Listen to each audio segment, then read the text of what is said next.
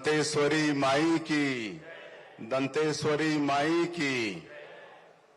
आज मां दंतेश्वरी की पवित्र भूमि जगदलपुर में आयोजित इन्वेस्टर्स कनेक्ट बस्तर के इस कार्यक्रम में मंच में विराजमान हमारे प्रदेश के ऊर्जावान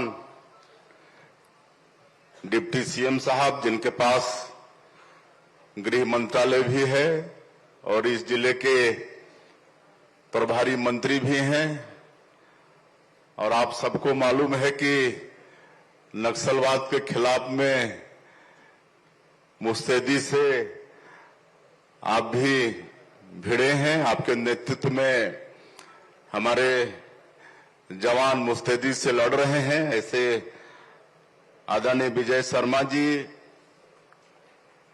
हमारे बस्तर के सपूत, हमारे प्रदेश के मंत्री आदरणीय श्री केदार कश्यप जी, हमारे प्रदेश के उद्योग एवं वाणिज्य मंत्री आदरणीय लखनलाल देवांगन जी, हमारे प्रदेश के यशस्वी अध्यक्ष और जगदलपुर के विधायक आदरणीय किरण देव जी, हमारे बस्तर के सांसद आदरणीय महेश कश्यप जी, हमारे पूर्व सांसद दिनेश कश्यप जी, हमारे विधायकगण सुश्री लता उसेंडी जी, विनायक गोयल जी, चैतराम अटामी जी, हमारे यहाँ के महापौर संजय पांडे जी, जिला पंचायत की अध्यक्ष महोदया भाभी वेदवती कश्यप जी, हमारे बेवरेज कॉर्पोरेशन के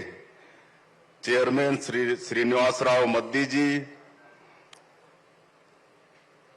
हमारे जिला के अध्यक्ष आदरणीय पांडे जी, पूर्व विधायक डॉक्टर सुभाव कश्यप जी, पूर्व विधायक लच्छूराम कश्यप जी, रूप सिंह मंडावी जी, पूर्व विधायक बेदूराम कश्यप जी,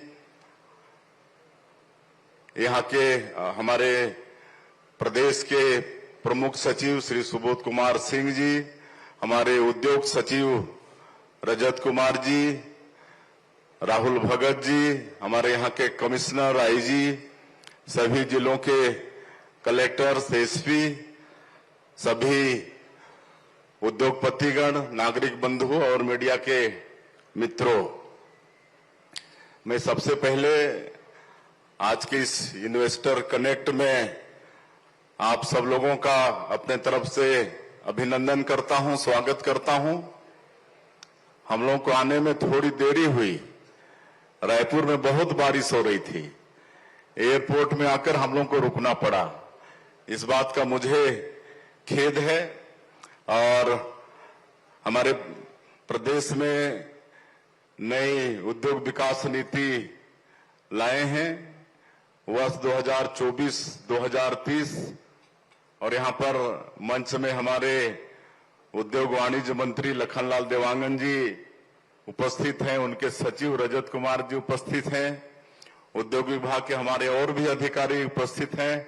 सब लोगों ने मिलकर बहुत अच्छी उद्योग नीति बनाई है, जिसकी सराहना पूरे देश और विदेश में हो रहा है। और दिल्ली, मुंबई, बेंगलुरु, रायपुर में इन्वेस्टर कनेक्ट के बाद हम लोग पिछले दिनों विदेश भी गए थे। जापान में भी टोक्यो और ओसाका और साउथ कोरिया के सियोल में यहाँ भी इन्वेस्टर कनेक्ट का आयोजन हुआ था। उसके बाद आपके जगदलपुर की पावन धरती में इन्वेस्टर कनेक्ट का आयोजन आज किए हैं, और वहां भी जापान और साउथ कोरिया में भी अच्छी संख्या में उद्यमी उपस्थित हुए थे, जिसमें कई हमारे भारतीय भी हैं जो वहां के उद्यमों के साथ मिलकर उद्यम खड़ा किए हैं। तो बड़ा गौरव होता है कि विदेशों में भी हमारे भारतीय लोग उद्योगपति के नाते, बड़े बड़े इंजीनियर के नाते, इस सब के नाते मिलते हैं तो वास्तव में गौरव होता है। और तीनों जगह के इन्वेस्टर कनेक्ट में बहुत अच्छी चर्चा हुई है। हम लोग की नई उद्योग नीति की प्रशंसा भी हुई है और 6 एमओयू भी हुए हैं जो आने वाले समय में, एक टीम तो इसी महीने आने वाली है। ओसाका में वर्ल्ड एक्सपो का आयोजन था। हर 5 साल में वर्ल्ड एक्सपो होता है विश्व के किसी न किसी देश में। तो इस साल जापान के ओसाका में वर्ल्ड एक्सपो का आयोजन था, जिसमें एक सप्ताह हमारे छत्तीसगढ़ को भी मिला था। उसमें हर प्रदेश को एक एक सप्ताह तय था। तो हम लोगों को भी 24 से लेकर 30 तारीख तक एक सप्ताह वहां पर वर्ल्ड एक्सपो में समय मिला था और हम लोग उसका उद्घाटन भी किए थे। और एक खासियत थी, शायद पहला प्रदेश था हमारा छत्तीसगढ़ जो वहां पर जापानीज भाषा में भी पूरी तैयारी करके, तो उसमें जापानीज लोगों को समझने में बड़ी सहूलियत हुई। और एक एक दिन में 30-30 हजार लोग आते थे। प्रतिदिन वहां पर 30 हजार लोग सुबह से शाम आते थे। और एक सप्ताह के वर्ल्ड एक्सपो में हमारे छत्तीसगढ़ का जो रेशम वस्त्र है, आपका डोकरा आर्ट है, यहाँ का हस्तशिल्प है, ये सबको हमारे छत्तीसगढ़ के लोग बहुत अच्छे से प्रदर्शित किए। काफी लोग उससे आकर्षित भी हुए। तो इस तरह का ये नई उद्योग नीति है और इस पर मुझे कुछ कहना नहीं है। हमारे आदरणीय उद्योग मंत्री भी इस विषय पर बताए हैं और हमारे उद्योग सचिव पूरे विस्तार से क्या क्या उसमें सब्सिडी है, सिंगल विंडो सिस्टम है, सब सारी बातें नई उद्योग नीति के विषय में उन्होंने बताई है। तो मुझे दोहराने की आवश्यकता नहीं है। मेरा तो आग्रह होगा, ये तो ऑनलाइन भी होगा ही नई उद्योग नीति, या इसको सब पढ़ें और आज इसका लाभ हमारे उद्यमियों को और नए कोई सोच रहे हैं उद्यमी बनने, उनको भी इसको पढ़ने की आवश्यकता है और इसका लाभ लें। और इसी निमित्त हम लोग जगह जगह इन्वेस्टर कनेक्ट करके हम लोग नई उद्योग नीति को पहुंचा रहे हैं। और आज कि क्या है, हम लोग नई उद्योग नीति में विशेषकर बस्तर और सरगुजा को फोकस किए हैं, जो जनजातीय बाहुल क्षेत्र है। और जिस तरह से ये बस्तर, जैसा हमारे गृह मंत्री जी बता रहे थे कि एक ऐसी छवि थी बाहर, छत्तीसगढ़ कहने से पूरा नक्सलवाद से ग्रसित और रायपुर में ही आने से ठाई ठुई शुरू हो जाएगा, ऐसा एक कल्पना लोगों के मन में था। लेकिन पिछले 20 महीने में, अभी हम लोग को सरकार में आए 20 महीने हुए हैं और बड़ा सौभाग्य की डबल इंजन की भी सरकार बन गई। और दिसंबर 2023 में हम लोग शपथ लिए और अगले ही महीना हमारे केंद्रीय गृह मंत्री जी आदरणीय अमित शाह जी छत्तीसगढ़ आए और हम सब लोगों का, हमारे जो जवान हैं छत्तीसगढ़ पुलिस के और केंद्रीय सुरक्षा बल के हमारे सभी ऑफिसर्स हैं, सबका मनोबल बढ़ाए और उन्होंने संकल्प भी लिया कि 31 मार्च 2026 तक समूचे देश से इस नक्सलवाद को समाप्त करेंगे। और बराबर आते रहे हैं और भारी मुस्तैदी के साथ हमारे जवान लड़ भी रहे हैं। आप सब लोगों को भी मालूम है, लगातार ऑपरेशंस में सफलता मिली है।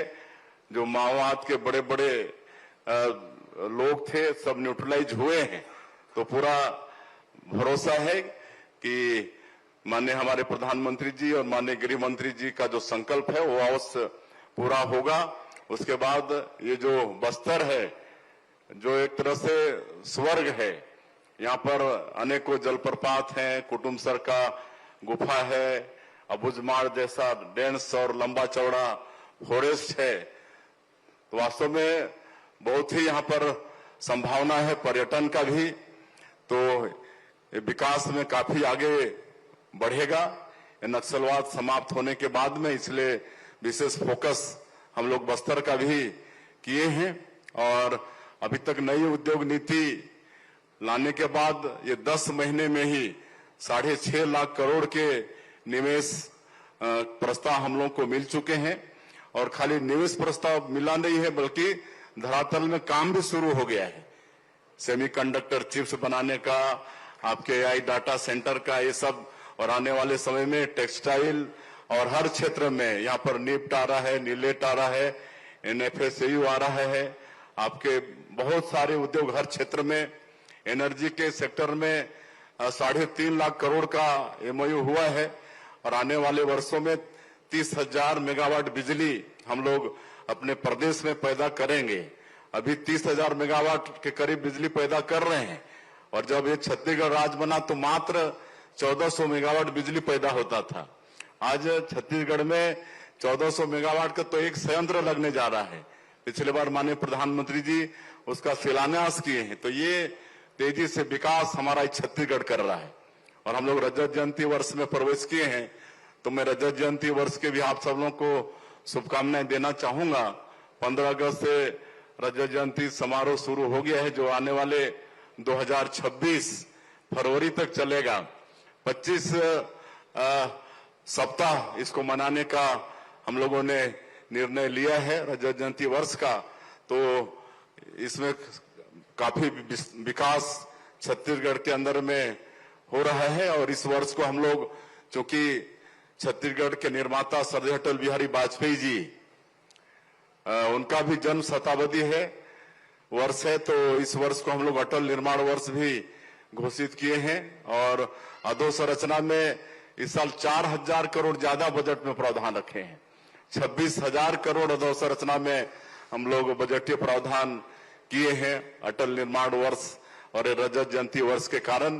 तो छत्तीसगढ़ को हम लोग को बहुत आगे विकास की दृष्टि से ले जाना है और अभी तक हम लोग 20 महीने में करीब 9-10 हजार हमारे बेटा बेटियों को नौकरी दे चुके हैं विभिन्न विभागों में, पुलिस विभाग में, आपका सहकारिता विभाग में, बिजली विभाग में, आपके इरिगेशन में और कई विभाग में, और अभी फिर शिक्षकों की भर्ती भी करने वाले हैं।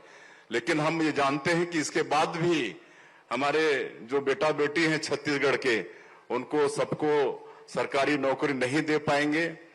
तो हम लोग उद्योग के माध्यम से उनको रोजगार देने का ये नई उद्योग नीति में विशेष चिंता किए हैं और जो नई उद्योग नीति है उसमें अगर कोई उद्यम में 1,000 से ज्यादा रोजगार वो उद्यमी से मिलेगा तो उसमें विशेष और प्रोत्साहन की व्यवस्था है। और ये बस्तर जैसे क्षेत्र में यहाँ उद्योग लगाने पर और भी छूट की व्यवस्था है जिसको हमारे उद्योग सचिव बता चुके हैं।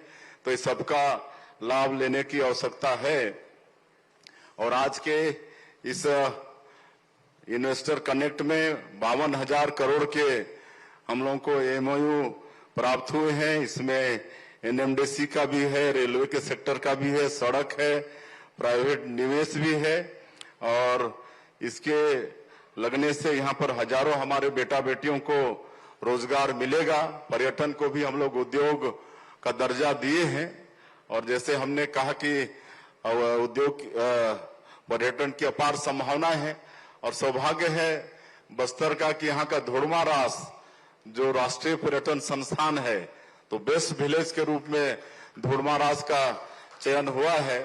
तो होम स्टे वगैरह खूब यहाँ पर पॉपुलर है आपके बस्तर में, तो उसको भी हम लोग उद्योग का दर्जा दिए हैं। आगे होम स्टे को भी हम लोग आगे बढ़ाने वाले हैं। तो इस तरह से नक्सल मुक्त होगा तो यहाँ पर काफी उद्योग का विस्तार होगा और हमारे बेटा बेटियों को रोजगार भी मिलेगा। तो मैं इस अवसर पर ज्यादा नहीं कहते हुए यहाँ पर हमारे सभी बस्तर संभाग के अधिकारी हैं, कलेक्टर और आईजी सब हैं, तो उनसे आग्रह करना चाहूंगा कि उद्यम के क्षेत्र में किसी भी तरह से आप लोगों की आवश्यकता पड़ती है तो उसका त्वरित निपटान करें।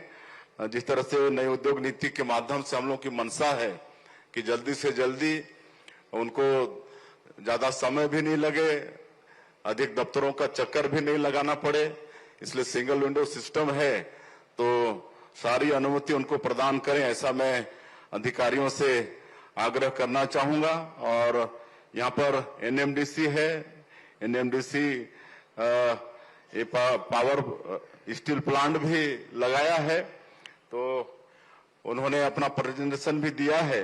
और जैसे कोई बड़ा उद्योग लगता है तो उसके आश्रित अनेक सहायक उद्योग भी लगते हैं, उन्होंने गिनाया भी है।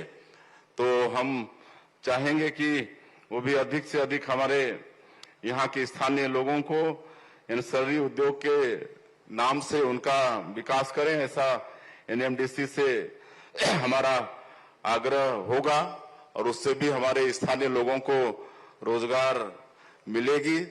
तो कुल मिला के आज का ये इन्वेस्टर कनेक्ट हमारे बस्तर क्षेत्र में कैसे हम उद्योग के माध्यम से अपने बेटा बेटियों को रोजगार दें, ये भी है। यहाँ पर निवेश भी आए और हमारे पूर्व वक्तागण और बहुत बताए हैं कि यहाँ पर आपका मिलेट्स उसकी भी बहुत संभावना है। दंतेवाड़ा जैसे जिले में काफी इसकी खेती हो रही है और इसके लिए भी हमारी सरकार का एमओयू है। ऑर्गेनिक खेती को बढ़ावा देने के लिए एनसीओएल के साथ में हम लोग इस क्षेत्र के लोगों का आर्थिक रूप से उत्थान करना चाहते हैं, इसलिए पशुपालन मत्स्य पालन इस पर भी बढ़ावा दे रहे हैं।